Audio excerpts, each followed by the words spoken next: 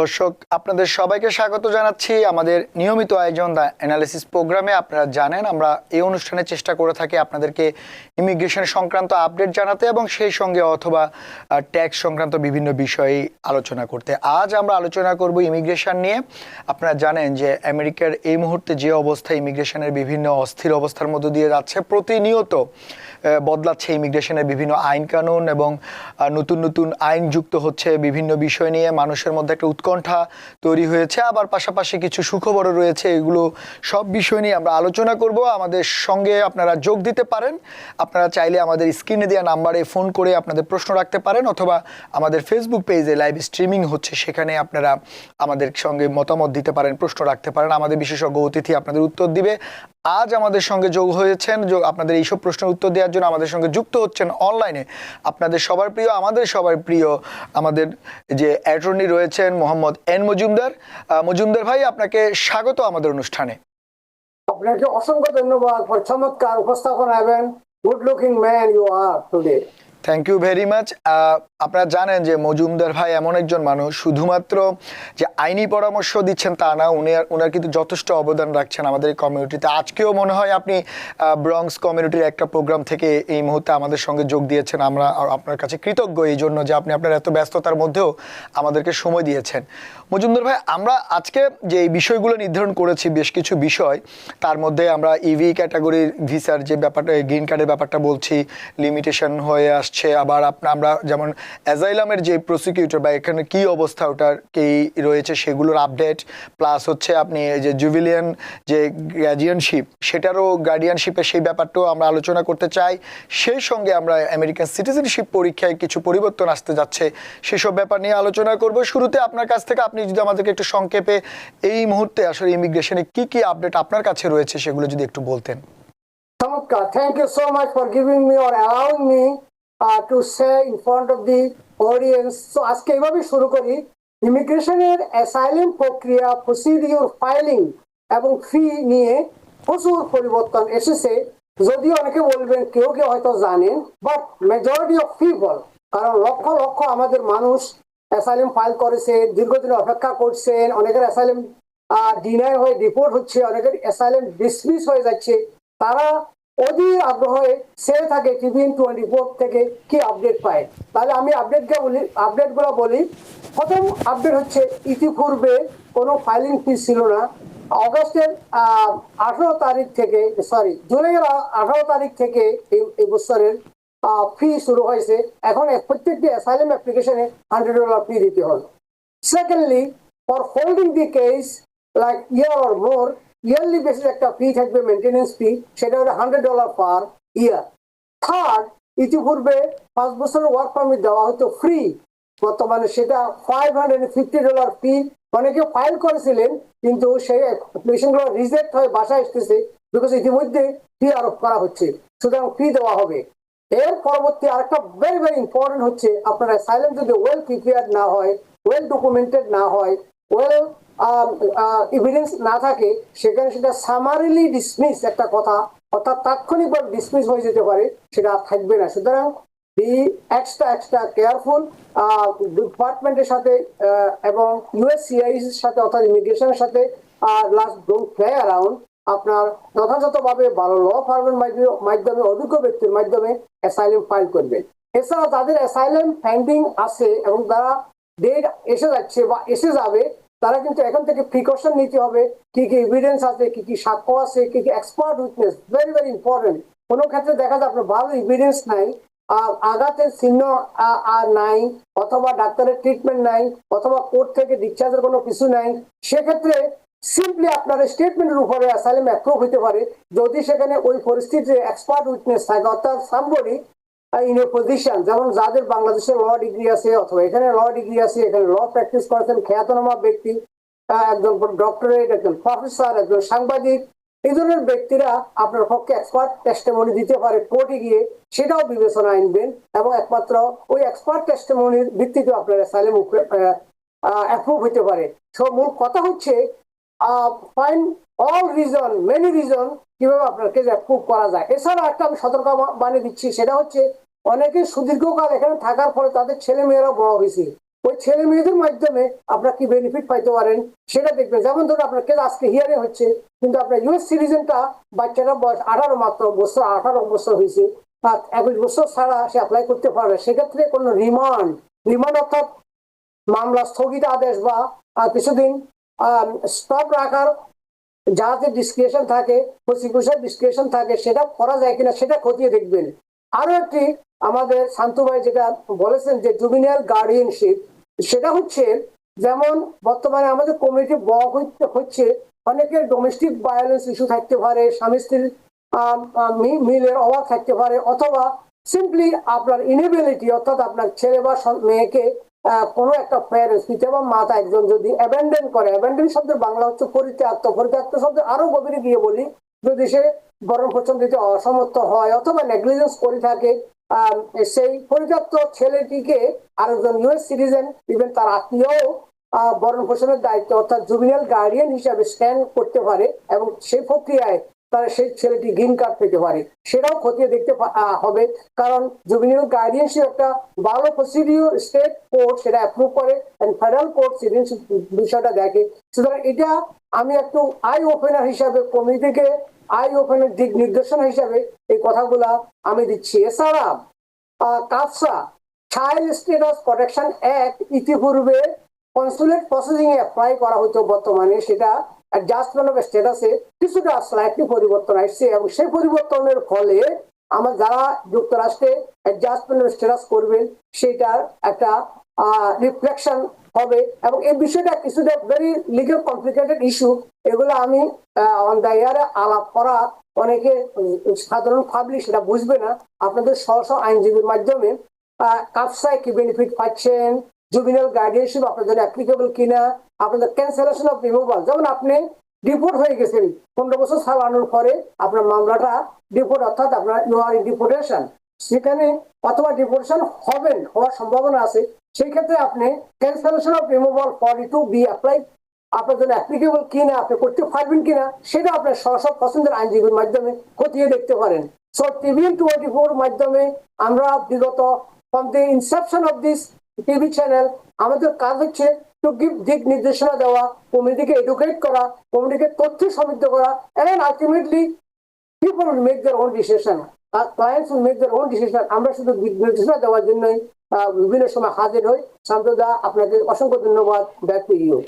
ধন্যবাদ মজুমদার ভাই, আসলে আপনি মানে একেবারে খুব বিরতিহীনভাবে অনেকগুলো ইনফরমেশন একসাথে দিয়ে দিয়েছেন। এই জন্যই আমি শুরুতে যেমনটা বলছিলাম যে আপনাদেরকে আসলে আমাদের দর্শকরা এত পছন্দ করে যে অল্প সময়ে পুরো সপ্তাহের পুরো মাসের যত আপডেট আপনি আমাদেরকে অল্প সময়ের মধ্যে দিয়েছেন। আপনি বেশ কিছু কথা এখানে বলেছেন, বেশ কিছু আপডেটের কথা বলতে গিয়ে আপনি যেমনটা বললেন যে এসএলএমএ যারা আবেদন করেছে রাজনৈতিক আশ্রয়ের জন্য তাদের ইন্টারভিউ ডেট আসছে, যা খুব দ্রুত আসছে, এবং তাদের কিছু ডকুমেন্টেশনের কথা আপনি বললেন যাতে সেগুলোর মধ্যে সামঞ্জস্য থাকে।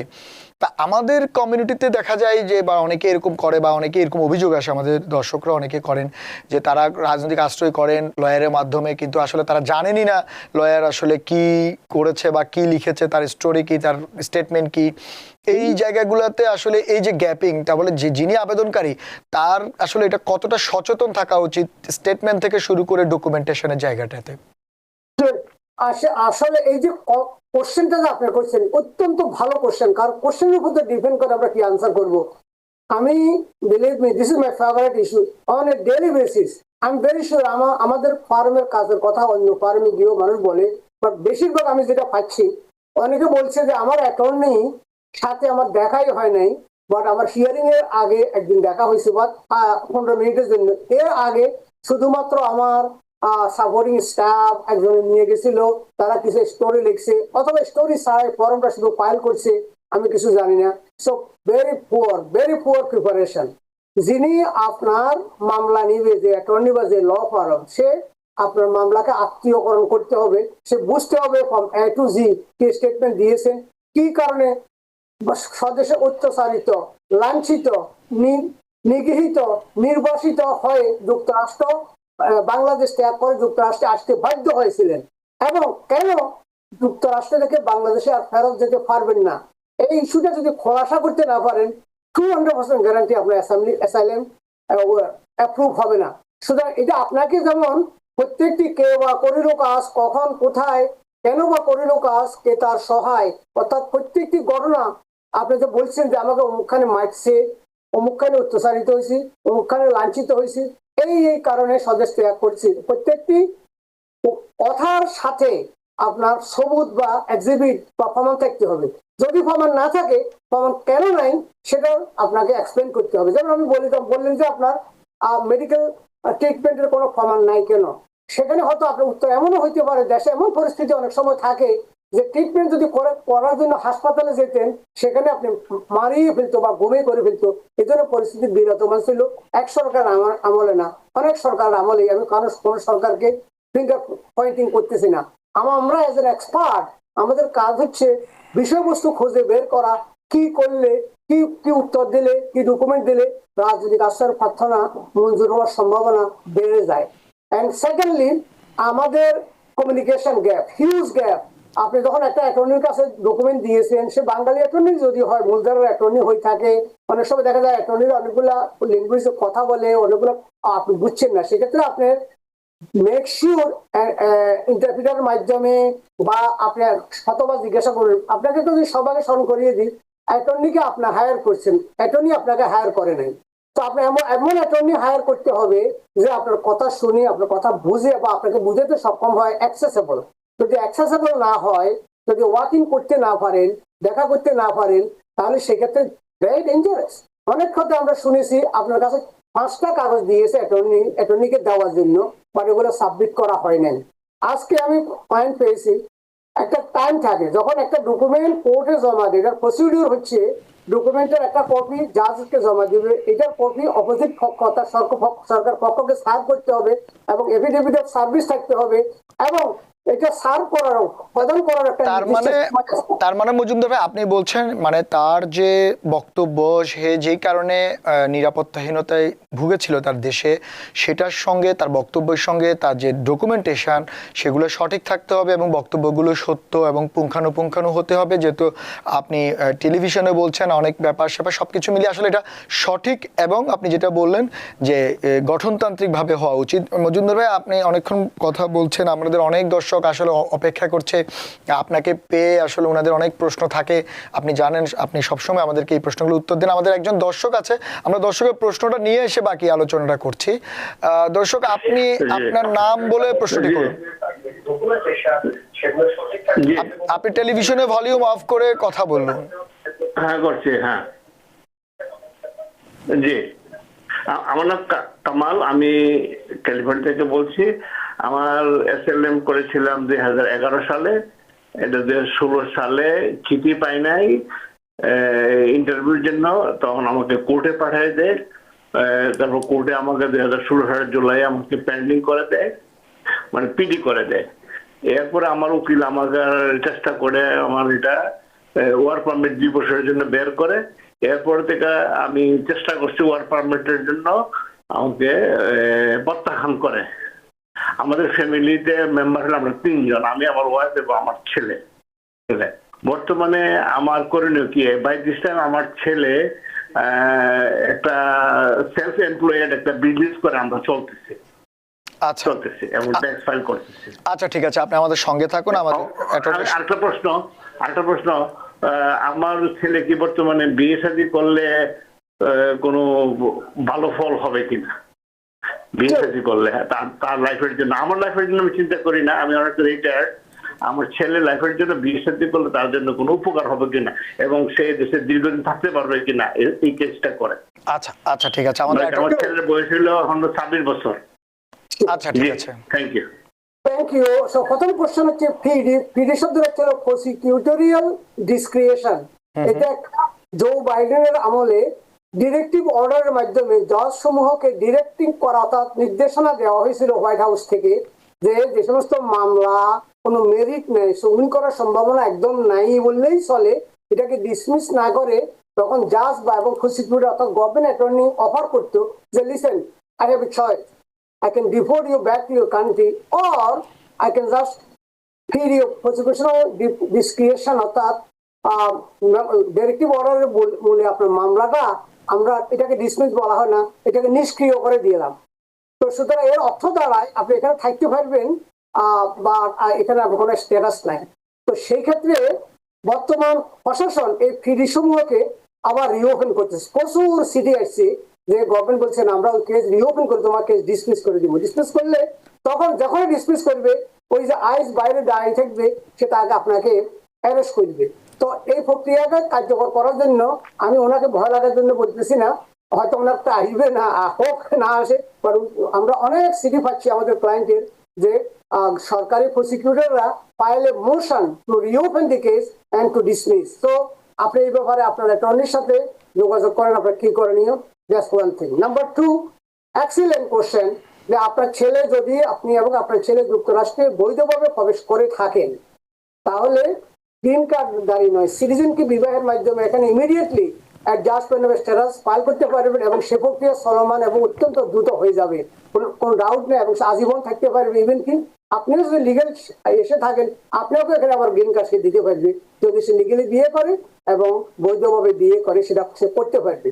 সেকেন্ডলি, যদি সে অবৈধ বা আপনি বর্ডার পাস করে ঢুকে থাকেন সেক্ষেত্রে আমি এনকারেজ করবো বিয়ে করার জন্য। সিটিজেন যদি বিয়ে করে সেটাকে 601A লাইক আপেল 601A প্রক্রিয়া হচ্ছে কনসুলার প্রসেসিং, অর্থাৎ এখানে I-130 ফাইল করবে, ফাইল অ্যাপ্রুভ হবে, ফি জমা দিবে, যেটা অ্যাপ্রুভ হওয়ার পরে consular processing case will be send back to Bangladesh এবং উনি এখান থেকে 601A অ্যাপ্রুভ হলে আপনার ছেলে বাংলাদেশে গিয়ে 1 মাসের মধ্যে ফিরে আসতে পারবে। আমি অত্যন্ত সুখবরটা দিয়ে থাকি আমাদের ক্লায়েন্ট এই প্রক্রিয়া ট্রাম্প আমলে 2 মাস আগেই আগের অ্যাপ্লিকেশন ছিল আমাদের বাইডেনের আমলে, এইটা শেষ হইতে হইতে অ্যাপ্রুভ হয়েছে এই বছর এবং সে বাংলাদেশ থেকে কোনো গ্রিন কার্ড ছিল না, 10 বছরের বেশি এখানে অবৈধ আনলিগাল ছিল, সেই লোক বাংলাদেশে গিয়ে আবার ফিরে আসছে। সেই জন্য আমি রিয়েল ভিডিও চাইছি যে দেখেন আমরা অনেকে ভয় দেখাচ্ছি সিটিজেন হয়ে বাংলাদেশে যাবেন না, গ্রিন কার্ড হয়ে বাংলাদেশে যাবেন না, আসার সময় আপনাকে আটকাবে। দ্যাটস নট ট্রু, আনলেস যদি আপনার এমন কোনো কেস থাকে যেটাকে ভুয়া গ্রিন কার্ড নিয়েছিলেন, ভুয়া সিটিজেন নিয়েছিলেন এবং সেটা ভুয়া প্রমাণ করাও কিন্তু এত ইজি না। Therefore, stay strong. আপনার কোশ্চেন দুটো ভালো কোশ্চেন ছিল, আপনার জন্য সমবেদনা রইল। ভালো থাকবেন, সুস্থ থাকবেন, but stay strong and hopeful. ধন্যবাদ মজুমদার ভাই। আমাদের আরো একজন দর্শক রয়েছে লাইনে। দর্শক, আপনি আপনার নাম বলে প্রশ্নটি করুন। হাই, আমার নাম হাসান, আমি ব্রঙ্কস থেকে বলছিলাম। হ্যাঁ বলুন হাসনাত ভাই। আমার কোয়েশ্চেনটা হচ্ছে আমি অ্যাসাইলাম করে গ্রিন কার্ড পেয়েছিলাম, আমি গ্রিন কার্ড অলরেডি পেয়ে গেছি, বাট আমার ট্রাভেল পারমিটটা এখনো আসেনি। মানে আপনি এটার জন্য একসাথে অ্যাপ্লাই করেছিলাম। গ্রিন কার্ড পেয়ে গেছেন, আপনি আর কিসের জন্য ওয়েট করছেন? Travel permit I-31। আচ্ছা আচ্ছা, ট্রাভেল ডকুমেন্ট। হ্যাঁ মজুমদার, আপনি শুনলেন? এটা অত্যন্ত একটা কনফিউজিং ব্যাপার। আপনি যদি গ্রিন কার্ড পেয়ে থাকেন you don't need a travel document, you are free to go all over the world, green card, permanent green card. But এখানে আমি একটা সতর্কতা দিতে চাই, সেটা আপনি আপনার অ্যাটর্নির সাথে কথা বলে নেবেন। কি কথা বলে গ্রিন কার্ড পেয়েছিলেন সেই কথার জের যদি এখনো বিরাজমান থাকে সেখানে অগ্নিতে ঝাঁপ দেওয়ার মতো অবস্থা হবে। যেমন বলেছিলেন যে বাংলাদেশে যদি যাই একটা সার্টিন গ্রুপ আমাকে হত্যা করবে, সেই গ্রুপ এখন কোনো ক্ষমতায় নাই, বাট আপনি সেখানে যাচ্ছেন আর ঘোরাফেরা করছেন। This is the serious issue. এই ব্যাপারে আপনি ভ্রমণ করার আগে, গ্রিন কার্ড পেলেও সিটিজেন হলেও ভ্রমণ করার আগে আপনার পূর্বেকার অ্যাটর্নির সাথে কথা বলবেন অথবা আপনার পছন্দের উকিলের সাথে কথা বলে ভ্রমণ করবেন। Other than that you don't need travel document. I am not sure কেন আপনি সেক্ষেত্রে মজুমদার ভাই, মানে আমার প্রশ্ন যেটা যে গ্রিন কার্ড থাকলে তো আসলে আর ট্রাভেল ডকুমেন্টের কি প্রয়োজন আছে? ডকুমেন্ট একমাত্র প্রয়োজন যদি গ্রিন কার্ডে আপনি 2 বছরের বেশি সময় থাকার কোনো প্ল্যান থেকে থাকে। আচ্ছা, ক্ষেত্রে এটাকে বলা হয় রিএন্ট্রি পারমিট। সো ওইটা ট্রাভেল ডকুমেন্ট না, হয়তো উনি একটা কারণটা রং ইউজ করছে, মেবি আমিও রং হইতে পারি, মেবি উনি 2 বছরের জন্য পারমিশন সেটা বলছি, হয়তো 2 বছরের জন্য 2 বছরের বেশি সময় যদি যুক্তরাষ্ট্রের বাইরে থাকার প্রয়োজন হয় সেক্ষেত্রে আপনি ওই যে রিএন্ট্রি পারমিট নিয়ে যাইতে হবে। আচ্ছা ধন্যবাদ আপনাকে। আমাদের আরো একজন দর্শক রয়েছে। দর্শক, আপনি আপনার নাম বলে প্রশ্নটি করুন। হ্যালো, আসসালামু আলাইকুম। আমি মুনা বলছিলাম মিশিগান থেকে। ওয়ালাইকুম আসসালাম, বলুন আপনি। আমার ভাই ইউএস সিটিজেন, ওনার ওয়াইফ ঢাকা এমবাসিতে ইন্টারভিউ দেওয়ার পরে ওনার ভিসাটা রিফিউজ হয়েছে ফর অ্যাডমিনিস্ট্রেটিভ প্রসেসিং। তো আমরা এরপরে 3 মান্থ হয়ে গেছে, সিনেটের মাধ্যমে ওনাদের সাথে কন্ট্যাক্ট করার চেষ্টা করছি এমবাসিতে। তো আমরা যেটা রেজাল্ট পাইছি সেটা হইতেছে 222F অ্যাক্টের আন্ডারে ওনাকে ভিসাটা রিফিউজ করা হয়েছে। তো এই ক্ষেত্রে আমরা কি কি করতে পারি? ওটার কোনো ইনফরমেশন আমাদের কাছে দিতে হবে বা কি জাস্ট ওয়েট করতে হবে? ওয়েট করলে কতদিন ওয়েট করব, এরকম কোনো টাইমলাইন আছে কিনা? আচ্ছা, আপনি থাকুন আমাদের সঙ্গে। হ্যাঁ, যে সেকশন অফ উনি বলছেন ইমিগ্রেশন এন্ড ন্যাশনালিটি অ্যাক্টে যে ধারাটা উনি উল্লেখ করছেন, এটা হচ্ছে অ্যাডমিনিস্ট্রেটিভ রিভিউ। এটা খুব খারাপ কিছু না। এটা হয় এইরকম, যেমন ধরুন আপনি I-130 ফাইল করছেন, সেখানে যে তথ্য দিয়েছেন সেই তথ্যের সাথে আবার পরবর্তী DS-260 যেটা ভিসা অ্যাপ্লিকেশন সেই তথ্যের সাংঘর্ষিক আছে, অথবা সেখানে কোনো তথ্য আছে যেটা এনাফ না আপনাকে ভিসা দেওয়ার জন্য, অথবা সেখানে যেমন কিছু ভুল তথ্য দিয়েছেন সেটা ক্লিয়ার করার জন্য তারা এই অ্যাডমিনিস্ট্রেটিভ রিভিউর জন্য বলেছেন, অথবা সেখানে আরো এমন হতে পারে যে এফিডেভিটের সাপোর্ট যেটা দিচ্ছেন সেটা নেই। সুতরাং যদিও 2 to 1 সেই দ্বারা কোন অভিযোগে করে নাই সেটা জানার জন্য আপনি ইমেল দিতে পারেন ডাইরেক্টলি যে what are the issue for which they are reviewing the case. তারা কেন অ্যাডমিনিস্ট্রেটিভ রিভিউ করছে সেটা স্পেসিফিক্যালি উনি আমাকে বলেন এবং উনি হয়তো জানেন না। সেটা ফাইন্ড আউট করার জন্য আপনি নিজে ইমেল দিতে পারেন, অথবা আপনি যদি লয়ার থাকে lawyer can find out specifically কি অভিযোগ আছে। তবে USCIS বা ডিপার্টমেন্ট অফ স্টেট যখন অ্যাডমিনিস্ট্রেটিভ রিভিউ হয় তার কোনো গাইডলাইন নেই, অর্থাৎ ইনভেস্টিগেশন, এটা একটা ইনভেস্টিগেশন প্রক্রিয়া বলা যায়, বাট এটা সিরিয়াস কিছু না। এটা সমাপ্ত করতে কি পরিমাণ সময় লাগবে, এটা যখন আমরা ইমেল দিই তারা বলে যে এটা আইনটা দেখা যে we are not obligated to give you time frame, it may take 3 month, কিছু কিছু টেক 6 মান্থ, কিছু কিছু 2 বছর সময় লাগে, কিছু 1 বছর শেষ হয়।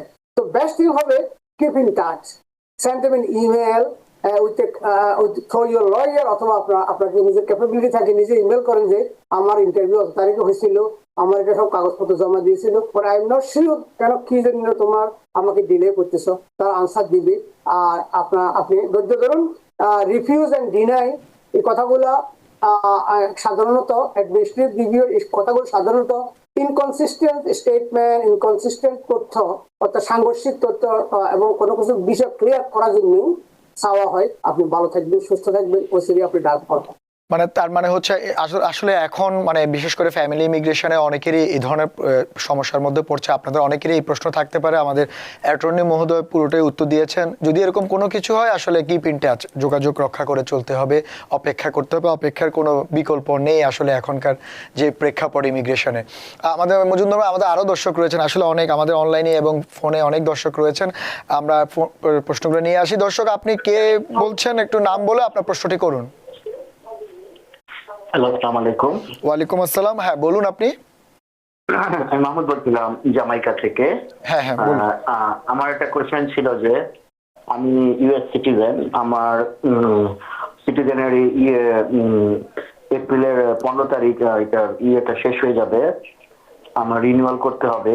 এর মধ্যে কি আমি নভেম্বর মাসে যদি দেশে যাই সেই ক্ষেত্রে কোনো সমস্যা হবে কিনা, নাকি রিনিউয়াল করে যাব, এটা আমার কোয়েশ্চেন ছিল। ওকে, সো আমি আপনাকে বলবো যেহেতু টাইম ইজ ভেরি লিমিটেড, বাংলাদেশের কোনো একটা কারণে হয়তো আপনার আত্মীয়তা যাইতে পারে, সেক্ষেত্রে আমি স্ট্রংলি অ্যাডভাইস করবো আপনি রিনিউয়ালটা ফাইল করিয়া ফিঙ্গারপ্রিন্ট দিয়ে যান। আর যদি ফিঙ্গারপ্রিন্ট ওয়েব হয় তাও সেটাও আপনাকে জানাবে, তাতে ওই কাগজটা থাকবে। তো কাগজে 18 আবার একটা এক্সটেনশন পেয়ে যাবে automatically. This is the safest way. যাওয়ার আগে আপনি এক্সটেনশনের জন্য ফাইল করিয়া রিসিট নোটিশটা নিয়ে ট্রাভেল করা নিরাপদ হবে। আচ্ছা, ধন্যবাদ মজুমদার। আমাদের আরো দর্শক রয়েছেন, আমরা একটু প্রশ্নগুলো নিয়ে আসি। দর্শক কে আছেন লাইনে, আপনি নাম বলে প্রশ্নটি করুন। আসসালামু আলাইকুম। ওয়ালাইকুম আসসালাম। হ্যাঁ, বলুন আপনি। আমি মোহাম্মদ হাসান থেকে। আমার কোশ্চেন হচ্ছে আমি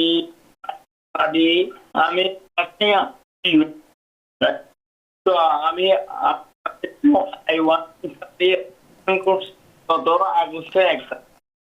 আপনি ফোন লাউড স্পিকারে না রেখে ফোন কানে দিয়ে প্রশ্নটি করুন। হাসান ভাই, আপনি ফোন লাউড স্পিকার না রেখে কানে দিয়ে প্রশ্নটি করুন, আমাদের শুনতে সমস্যা হচ্ছে। আমি I-130 অ্যাপ্লিকেশন ফাইল করছি আমার ওয়াইফের জন্য আগস্টের 1 তারিখ। এখন রিসিভিং লেটারও পাই গেছি। এখন আমার এটা অ্যাপ্রুভাল হতে কত বছর বা কয় মাস সময় লাগবে? বিকজ আমি ইউএস সিটিজেন। আচ্ছা আচ্ছা ঠিক আছে। দেন আরেকটা কোশ্চেন আমি ইউএসসিএস এর অনলাইনে ওদের অ্যাকাউন্টে ঢুকছি 19 মান্থ দেখাচ্ছে। এখন এটা কিসের আমি ঠিক বুঝতে না সিমেটটা। আচ্ছা ঠিক আছে, আপনি আমাদের সঙ্গে থাকা আমাদের অ্যাটর্নি মহোদয় উত্তর দিচ্ছেন আপনার। Thank you. আপনার I-130 যখন ফাইল করছেন, রিসিপ্ট নোটিশ যখন পেয়েছেন, ওয়ান থিং ইজ গুড, আপনি রিসিপ্ট নোটিশ পেয়েছেন, বাট অ্যাপ্রুভালটা কখন আসবে সেটা আমরা বলতে পারবো না। এই জন্য আমি এক্সপ্লেন করি। অনেক সময় দেখা যায় রিসিপ্ট নোটিশ এবং অ্যাপ্রুভাল তারা একসাথে পাঠায় দিই। অনেক সময় দেখা যায় অ্যাপ্রুভালটা 2 মাস, 5 মাস, 6 মাস পরে হয়, 1 বছর পরে হয়, কোনো কোনো সময় কয়েক বছর পরেও হয়। এটার কারণ হলো যে অফিসার আপনার I-130 প্রসেস করছেন, ওনারা যদি রিলেটিভলি ভেরি নিউ অফিসার হয়, তাদের কেস লোড থাকে অনেক কম। যেমন একজন অফিসার আমাদের শান্ত দেওয়ার মতো ভেরি ইয়াং এন্ড ব্রাইট, উনি ডিপার্টমেন্টে জয়েন করছেন, ওনাকে তো ওনার সুপারভাইজারের কেস অ্যাসাইন করা শুরু করবে।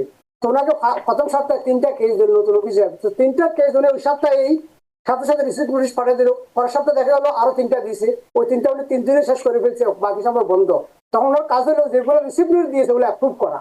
তো যদি উনি দেখে যে হ্যাঁ কাগজপত্র সব ভালো আছে, এটা অ্যাপ্রুভও করে দিল, তখন অনেকে surprise, oh my god, I have a big attorney, file করার সাথে সাথে অ্যাপ্রুভ হয়ে গেছে।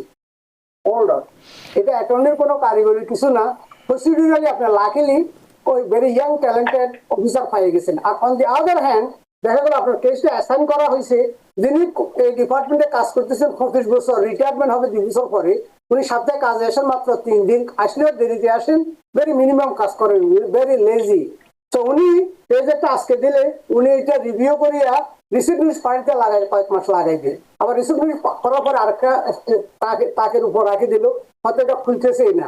উনি আরো 2 বছর কাজ করার পর চলে গেছে। বাকি অফিসার আসে কম্পিউটার দেখলো যে অনেক কেস রিসিপ্ট নোটিশ পাঠানো হয়েছে 2 বছর আগে, এখন অ্যাপ্রুভ করা হয়। তো নতুন অফিসার আসে রিভিউ করিয়া আবার অ্যাপ্রুভ দিচ্ছে। হয়তো নতুন অফিসার আসি এখন দেখা গেল ওর ফাইলে কিছু কিছু ডকুমেন্ট মিসিং, তখন সে RFE পাঠায়, এটা বলে রিকোয়েস্ট ফর ফার্দার এভিডেন্স।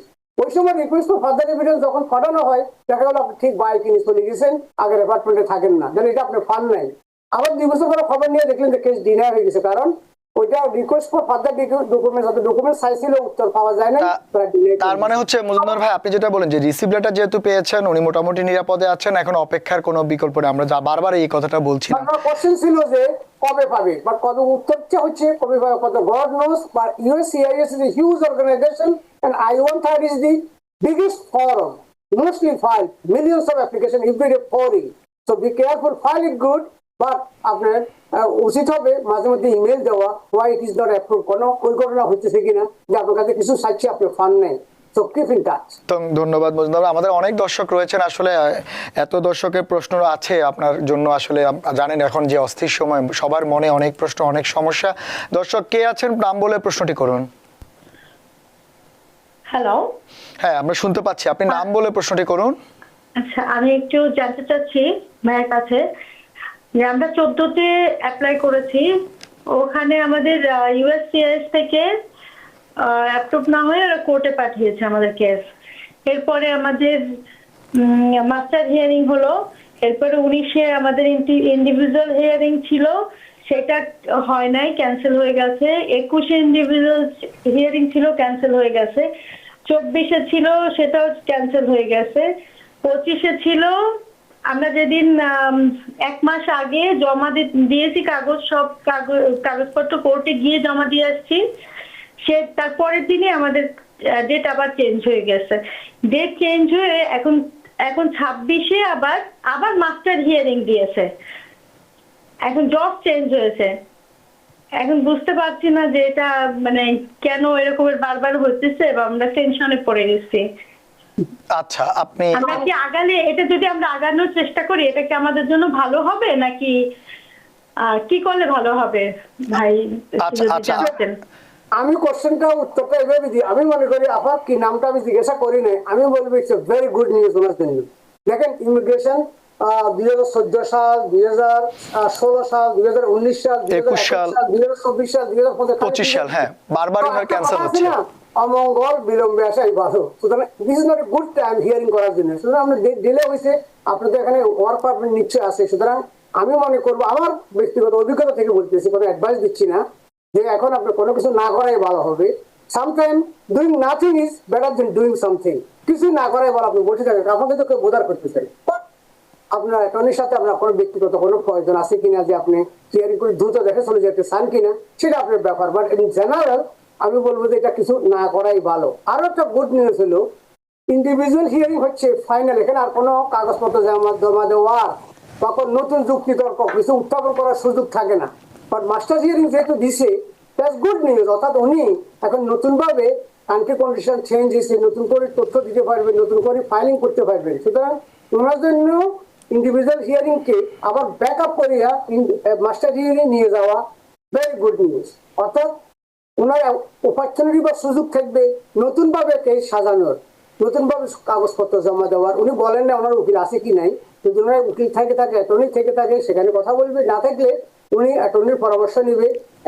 ওনাকে শুভরাত্রি এবং ধন্যবাদ মজুমদার ভাই। মানে যেটা হচ্ছে যদিও বা একটু আনইউজুয়াল মনে হচ্ছে, কিন্তু সেটা হয়তো এখনকার প্রেক্ষিতে, এখনকার বাস্তবতায় সেটা কিছুটা ওই যেটাকে বলা হয় সাপে বরের মতো ঘটনা, ভালো কিছু হতেও পারে। আপনি অপেক্ষা করুন, সমস্যা নেই। আমাদের আরো দর্শক রয়েছেন। দর্শক, আপনি আপনার নাম বলে প্রশ্নটি করুন।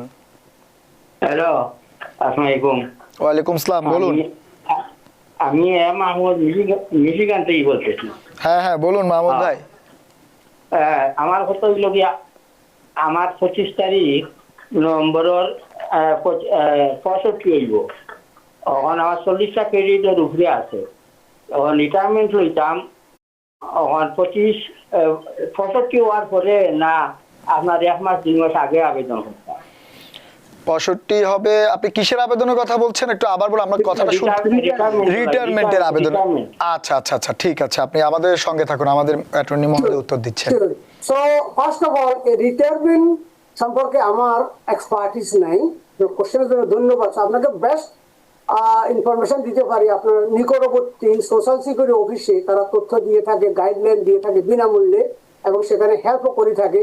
অথবা শুধুমাত্র সোশ্যাল সিকিউরিটি রিটায়ারমেন্টের উপর এক শ্রেণীর লয়ার রয়েছে, তারা কন্টিজেন্সি বেসিস এবং ফি, ওখান থেকে আপনার ফি থেকে ফি আদায় করবে অ্যাক্সিডেন্ট কেসের মতো। এই ধরনের লয়ারও আছে, সেটা আপনি নিতে পারেন, বার অ্যাসোসিয়েশনে কল করে নিতে পারেন। অথবা যখন আপনি সোশ্যাল সিকিউরিটি অ্যাডমিনিস্ট্রেশনে যাবেন তথ্য দেওয়ার জন্য, সোশ্যাল সিকিউরিটি অফিস কিন্তু প্রত্যেক এলাকায় আছে, কিন্তু ওখানে গিয়ে আপনি তথ্যটা নেওয়া ভালো হবে। তবে আমার সাধারণ আলোচনায় আমি বলবো, আপনি রিটায়ারমেন্ট ডেট হওয়ার অন্তত 6 মাস আগে থেকেই অ্যাপ্লিকেশন প্রক্রিয়া শুরু করতে পারেন। কিছু lot of paper work, lot of information লাগবে। তো আপনার প্রতি আমার শুভকামনা, ভালো থাকবেন। আপনি নিয়ারেস্ট সোশ্যাল সিকিউরিটি অফিসে গিয়ে এই তথ্যগুলো নিতে পারেন, অথবা সোশ্যাল সিকিউরিটি রিলেটেড অ্যাটর্নির সাথে যোগাযোগ করতে পারেন। ধন্যবাদ মজুমদার ভাই। আমাদের অনলাইনে ফেসবুকে আমাদের একজন প্রশ্ন করেছেন, মারুফ আহমেদ। উনি বলছেন ওনার সিটিজেনশিপ পরীক্ষায় N400 ফর্মে উনি ওনার যে চাকরি করে সেটার বর্ণনা দিতে গিয়ে ওনার 2টো কোম্পানি এবং 2টো আলাদা দোকান আছে, কিন্তু ভিন্ন ভিন্ন 2 দোকানে উনি কাজ করেছে। এখন ওনার প্রশ্ন হচ্ছে, ফর্মে কি উনি চেক এবং পেরোলের ঠিকানা লিখবেন, নাকি 2 দোকানের ঠিকানা আলাদা করে লিখবেন? সেটা ডিপেন্ড করে। যদি একই কোম্পানির 2টা দোকান হয়ে থাকে, চেইন স্টোর বলা হয়, তাদের মেইন স্টোর সাধারণত যেমন রাইট এই কাজ করেন, আপনি রাইটের মেইন অফিস দিতেও পারেন, অথবা যেই ব্রাঞ্চে কাজ করে সেটাও দিতে পারেন। 2টা অ্যাড্রেস দিতেও কোনো ক্ষতি নেই। আর অ্যাগেইন 2টা যদি একই কোম্পানি হয়ে থাকে, একটা অ্যাড্রেসও হতে পারে। এটা ডিপেন্ড করে সিচুয়েশনের উপরে। তবে উত্তর হচ্ছে আপনি 2টাও দিতে পারেন, বা যদি একই কোম্পানি একটাও দিতে পারেন। ধন্যবাদ মজুমদার ভাই। আমাদের অনেক দর্শক রয়েছেন, আরো একজন দর্শক আছেন। দর্শক, আপনার নাম বলে প্রশ্নটি করুন। ওয়ালাইকুম আসসালাম, কে বলছেন? নাম বলে প্রশ্নটি করুন। আচ্ছা, বলুন সাইদা আপা। আমি 2023 জুলাইতে আমার হাজবেন্ডের লাগে গ্রিন কার্ডে ফার্স্ট টাইম অ্যাপ্লাই করছি। 23 ডিসেম্বর সিটিজেন নিয়ে 13 তারিখে ক্যাটাগরিটা চেঞ্জ করছিলাম। পরবর্তীতে ওইটা আসলে আমার আর ক্যাটাগরিটা পরবর্তীতে আমার ওইটা আর ক্যাটাগরিটা চেঞ্জ হয়েছে না, বুঝছেন? আচ্ছা, পরবর্তীতে ক্যাটাগরিটা আমার চেঞ্জ হয়েছে না হওয়ার জন্য আমি দেশে গিয়েছিলাম। 11 মাস দেশে থাকতে এই 2024-এ 23 মার্চ আসছি। 12 তারিখে আমি ইমিগ্রেশন অফিসে কল দিয়ে ক্যাটাগরিটা চেঞ্জ করে ফেলছি। করে ওনারা আমাকে এভিডেন্স চাইছে, এভিডেন্স দিয়ে অ্যাপ্রুভ দিয়ে দিছি, সার্টিফিকেট দিয়ে দিছি। এখন আমার ইন্টারভিউ ডেটটা পাইতে কতদিন লাগবে? কোয়ালিফাই এখনো দেয়া নাই। আচ্ছা, আপনার ইন্টারভিউ বলতে আপনার হাজবেন্ড সহ আপনার ইন্টারভিউর কথা বলছেন আপনি? হ্যাঁ, আমার হাজবেন্ড। এবং আপনি কি ইউএস সিটিজেন? হ্যাঁ ইউএস সিটিজেন। আচ্ছা ঠিক আছে, আমাদের অ্যাটর্নি যেহেতু আগের বিষয়গুলো কিছুটা আমি বুঝি না, সেগুলি বলছি ডকুমেন্টারি কোয়ালিফাইড, ডকুমেন্টারি কোয়ালিফাইড যখন আপনি হয়েছেন, এখন এর অর্থ হচ্ছে ন্যাশনাল ভিসা সেন্টার ওয়েট করতেছে স্লটের জন্য। ইউএস এমবাসি ঢাকা যখনই তাদের এনাফ স্লট হবে আপনার ইন্টারভিউর জন্য, তারা ডাকবে। বর্তমানে ওয়েটিং টাইম অলমোস্ট ইয়ার, তো আপনাকে ওয়েট করতে হবে। আপনি বর্তমানে করার কিছু নেই, যেহেতু ডকুমেন্টারি কোয়ালিফাই করছি, আর কেস ড্রপ আউট হবে না, স্টে ইন দি লাইন। আচ্ছা, মানে এবং উনি বললো যে ওনার আপডেট ডকুমেন্টগুলো উনি এর মধ্যে এভিডেন্সগুলো আসলে ওখানে পাঠিয়েছে। তার মানে এখন আপনি ওই একই বক্তব্য আমরা যেটা বারবার আপনার আজকের প্রোগ্রামে দেওয়া বলছি, যে অপেক্ষা করতে হবে, হয়তো যে কোনো সময় হয়ে যাবে। আমাদের আরো একজন দর্শক রয়েছেন। দর্শক, আপনি আপনার নাম বলে প্রশ্নটি করুন। হ্যালো, হ্যাঁ দর্শক, আমরা শুনতে পাচ্ছি, আপনি নাম বলে প্রশ্নটি করুন। কাজী রহমান বলছি। হুম। আমার বড় মেয়ে ছোট বোনের জন্য 2009 সালের জুন মাসে অ্যাপ্লিকেশন করছে। এপ্রিল ভালো আছে, কেস নাম্বারও আছে, বিয়ে হয়েছে। এখন ওই ছেলে মেয়ে বলছে এদের কাগজপত্র এগুলো জমা দেবে। তো শুনেছি যে ইউএসএ আইয়ে একটা অ্যাকাউন্ট করতে হবে। তো এই অ্যাকাউন্টটা কার নামে হবে? বড় মেয়ের নামে হবে না ছোট মেয়ের নামে হবে? এবং কোন ফর্ম থাকলে প্লিজ ফর্মটার নাম বলবেন। ওকে, সো ডিপার্টমেন্ট অফ স্টেটের ওয়েবসাইটে গিয়ে এটা অ্যাকাউন্ট ক্রিয়েট করতে হবে না। এটা আমি এখানে বোঝানো আপনাকে very very difficult. So short পথ হলো আপনি আর সেকেন্ড কোশ্চেন ছিল কার নামে হবে? বড়দের নামে, ছোটদের নামে হবে। এখানে হবে প্রিন্সিপাল অ্যাপ্লিকেন্টের নামে, অর্থাৎ যার পরিবারকে অ্যাপ্লাই করা হয়েছিল সেই পরিবারের প্রধান সদস্যের নামে হবে। এবং অনলাইনে সেটা it is very very easy. তো বেস্ট হবে আপনার document pick up or drop location choose করে, সেটা যেমন আপনি সিলেটের লোক হলে সিলেটে নিতে চান নাকি ঢাকা থেকে পিক আপ করতে চান, ওই জিনিসটা চুজ করিয়ে শুধু অ্যাকাউন্ট ক্রিয়েট করতে হয়। It's very simple. এটা বেস্ট হবে যদি আপনার লয়ার থেকে থাকে ওনারা করে দেবে, অথবা যিনি ফাইল করছিল অনেকে নন লয়ার করে থাকে, তাতেও আপত্তি নেই, তারাও করতে পারে। বাট এটা অনলাইনে করতে হবে। এটা আমার অ্যাবিলিটি নেই কিভাবে, এটা কোনো ফর্ম না, এটা অনলাইনে রেজিস্ট্রি করতে হবে। মজুমদার, আমাদের আরো একজন দর্শক আছে। দর্শক, আপনি আপনার নাম বলে প্রশ্নটি করুন। হ্যালো, হ্যাঁ, আমরা শুনতে পাচ্ছি, আপনি প্রশ্নটি করুন। আমি হাসিবুর রহমান বলছিলাম ব্রোকটান থেকে। বলুন। আমার প্রশ্নটা হলো যে আমি 2010-এ আসছি দেশে, আমি মেক্সিকো হয়ে আসছি। বাট আমি পলিটিক্যাল অ্যাসাইলাম টেস্ট করেছিলাম, এটা এখন পেন্ডিং আছে। তো আমি বিয়ে করছি এখানকার সিটিজেন, বাট আমি এটা কি ফাইল করতে পারি? আমি এটা কিন্তু করিনি আমার বিয়েটা। আচ্ছা মজুমদার ভাই, শুনলেন আপনি? আচ্ছা, উনি যেটা প্রশ্ন করলো, উনি মেক্সিকো দিয়ে আসছে, বর্ডার দিয়ে আসার পর উনি রাজনৈতিক আশ্রয়ের আবেদন করেছে এবং এর মধ্যে উনি একজন ইউএস সিটিজেনকে বিয়ে করেছে। এখন উনি এখনো আবেদন করে না, উনি কি এখন ইউএস সিটিজেনের মাধ্যমে আবেদন করতে পারবেন কিনা? Very good question. এটা এখানে answer is yes, of course, but প্রক্রিয়া ভিন্ন। এই জন্য মেনি পিপল এখানে আসার পরে বর্ডার ক্রস করে আসছে, বিয়ে করছে, বিয়ে করে গ্রিন কার্ড অ্যাপ্লাই করছে। গ্রিন কার্ডের অ্যাপ্লিকেশন ফি প্রায় $2,500 থেকে $3,000। তো এই টাকাটা দিয়ে করছে অ্যাপ্লিকেশনটা, তার ব্যর্থ, এটা কোনো লাভ হবে না। ওনার করতে হবে ফাইল I-130, শুধু একটা ফর্ম। আর ফাইলিং ফি এখন $625 ম্যানুয়ালি, $675 ম্যানুয়ালি আর $625 অনলাইনে। একটা ফর্মে ফাইল করতে হবে। এটা অ্যাপ্রুভ হওয়ার পরে ভিসা ফি দিয়া অ্যাগেন আমাদের অনুষ্ঠানের শুরুতে বলছি 601 ফাইল করবে, এটা অ্যাপ্রুভ হবে এবং বাংলাদেশে গিয়ে উনি সুন্দর ফিরে আসতে পারবে। ওনাকে কংগ্রেচুলেশন বিয়ে করার জন্য। উনি ইমিডিয়েটলি ফাইল করা, যত আগে ফাইল করবে তত আগে ফাইল ডেট পাবে। তবে আবেদন প্রক্রিয়া ভিন্ন। Be careful and do it right. শুভকামনা রইল আপনার। ধন্যবাদ মজুমদার ভাই। আসলে অনেক প্রশ্ন, আমাদের অনেক দর্শক রয়েছেন, আসলে সবার প্রশ্ন আসলে দুঃখিত যে নেওয়াও সম্ভব হচ্ছে না। আমাদের সময় খুবই কম। আমি আসলে যেটা আমাদের শুরুতেই বলছিলাম, এটা ছোট্ট করে যদি আপনি 2 লাইনে বলতেন, আমরা আসলে এই নির্ধারণ করেছিলাম যেটা, যে ইভি ক্যাটাগরির আসলে এই মুহূর্তে কি অবস্থা। অনেকেই আমাদের দেখা গেল যে ইদানিং অনেকে ইভি ক্যাটাগরিতে অ্যাপ্লাই করছেন বা প্রস্তুতি নিচ্ছেন, এটা খুবই জনপ্রিয় ক্যাটাগরি হয়ে গেছে। সেটার আসলে আপডেট কি মনে হয় আপনার? শ্রমজীবী, কর্মজীবী, মেহনতি মানুষ যাদের উচ্চ ডিগ্রি নাই, যারা বর্ডার ক্রস করে সমুদ্র পাড়ি দিয়ে যারা আসছিল, এদের উদ্দেশ্যেই এটাই প্রযোজ্য EB3। কারণ EB3-তে স্কিল বা আনস্কিল সেখানে কোনো এসএসসি পাস করতে হবে না, শুধুমাত্র যোগ্যতা হলো ready, able and willing to do the job and trainable. যে কোনো কিছু ট্রেন, যেমন একটা ফুড সার্ভারকে যে কোনো লোককে ফুড সার্ভার হিসেবে ট্রেন করা যাইতে পারে, অভিজ্ঞতার দরকার নেই। তো এই জন্য এটা ভেরি পপুলার এবং এটা গুড থিং হলো এটা ইমিগ্রেন্ট ক্যাটাগরির ভিসা এমপ্লয়মেন্ট বেস এবং ডাইরেক্টলি গ্রিন কার্ড পাবেন। বর্তমান ওয়েটিং টাইম 4 ইয়ার।